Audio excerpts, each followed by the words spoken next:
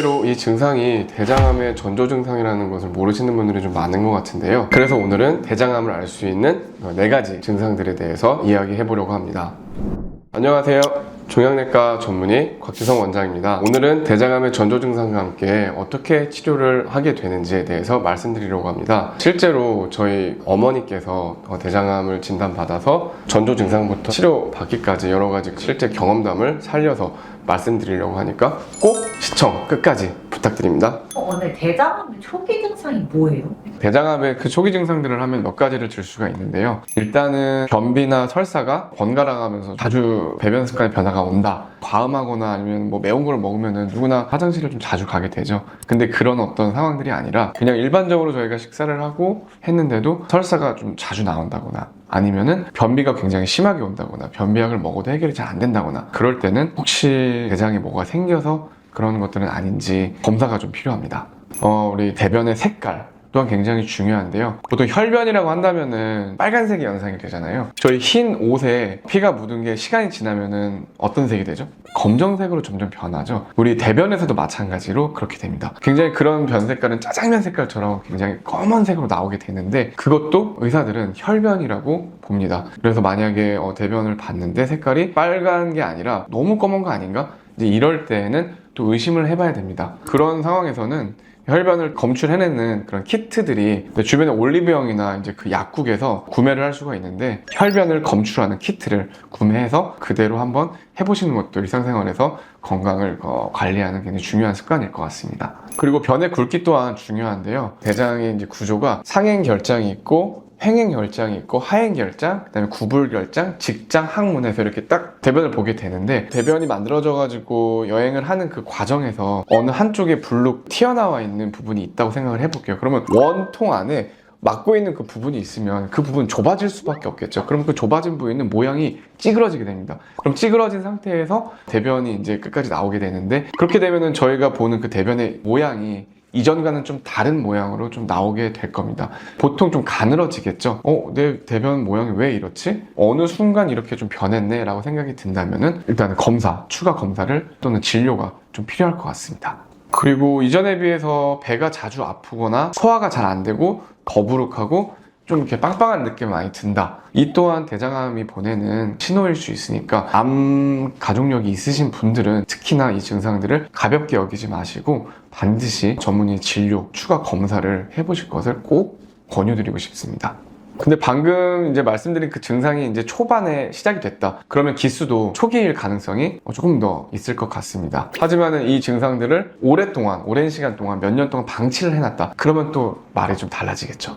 보통 이제 사기라고 하면 이렇게 완치라는 표현을 저희가 이제 쓰지는 않고 장기 생존율이라는 이제 그 지표로 환자들의 치료 성적을 구분을 하는데 예를 들어서 갑상선암이나 그다음에 전립선암, 대장암, 유방암 뭐 이런 암들 같은 경우는 치료법에 따라서 장기 생존율이 다른 암들에 비해서 좀 높다고 통계적으로 나와 있습니다. 장기 생존이라면 보통 저희가 5년을 기준으로 하는데 5년 이상 생존한 분들을 장기 생존자라고 이야기를 합니다. 대장암 같은 경우는 사망률이 되게 높은 줄 알았는데 의외로 치료가 쉬운 암이네요. 대장암 같은 경우는 다른 암들과는 좀 특이하게 사기여도 이제 수술이 가능한 암입니다. 일반적으로 봤을 때 암 치료 과정에서 사기라고 하면은 수술이 불가능하다고 많이들 알고 계시는데 대장암 같은 경우는 전이가 어디에 있는지에 따라서 깔끔하게 절제가 가능한 부위에 있다면은 사기여도 수술을 할 수가 있습니다. 예를 들어서 대장이나 아니면 결장, 직장 이렇게 있게 되는데 대장에 있는 부분 플러스 간 쪽에 전이가 있는데 간에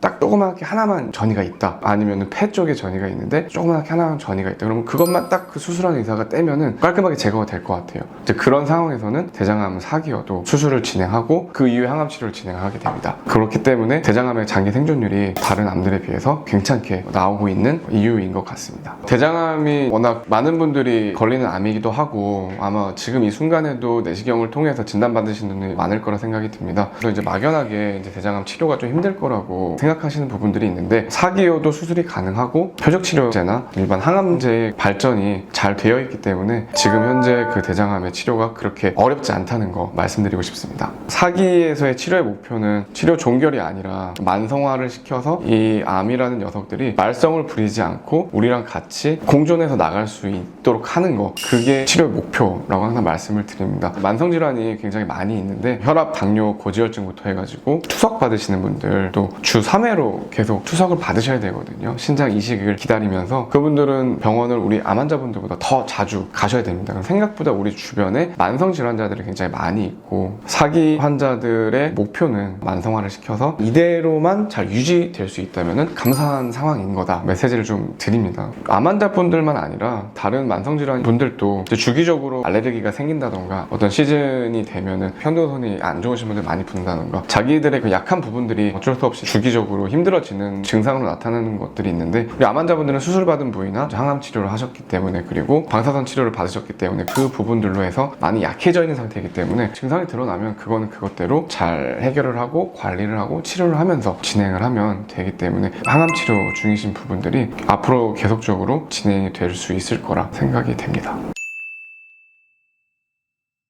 대장암이라고 하면 많은 분들이 이제 주변에서 많이 걸리기도 하고 치료가 잘 안 되는 분들만 너무 이제 보다 보니까 막연한 두려움을 좀 가지고 계신 것 같은데요. 예전에 비해서 항암제나 수술 기법의 그 발전으로 인해 생존율도 많이 늘어났고 그만큼 조기 발견도 빨라졌기 때문에 사실 치료가 잘 안 되는 케이스보다는 잘 되는 케이스가 훨씬 더 많습니다. 그렇기 때문에 제가 아까 말씀드린 그런 전조 증상들을 무시하지 마시고 돌다리도 두들겨보고 걷는다는 심정으로 조기 검사들을 잘 해서 발견을 잘 하게 된다면 충분히 승산이 있고 훨씬 더 수월하게 대장암을 정복해 나갈 수 있을 거라고 확신합니다. 지금까지 여러분과 함께하는 암선생 곽지성 원장이었습니다. 감사합니다.